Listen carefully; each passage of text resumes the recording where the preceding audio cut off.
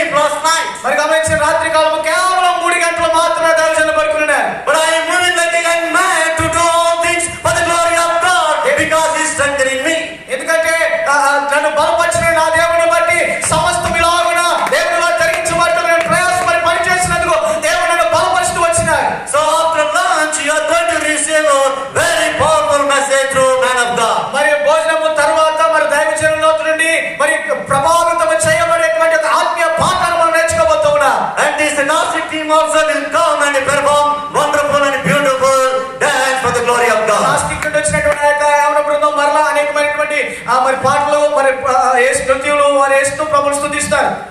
And finally there is a session from 4 to 6. It is a revival session. మరి తర్వాత 4 గంటల నుండి 6 గంటల వరకు చివరి సెషన్ ఉంటుంది. అది ఉజ్జీవముతో కూడినటువంటి సెషన్ గా ఉంటా ఉన్నది. So during lunch time, if anybody is having problem, ENT problem like nose and ear and throat, you can visit doctor's medical camp is there, and he is the specialist doctor from South Korea, and we have the pharmacy to give you freely.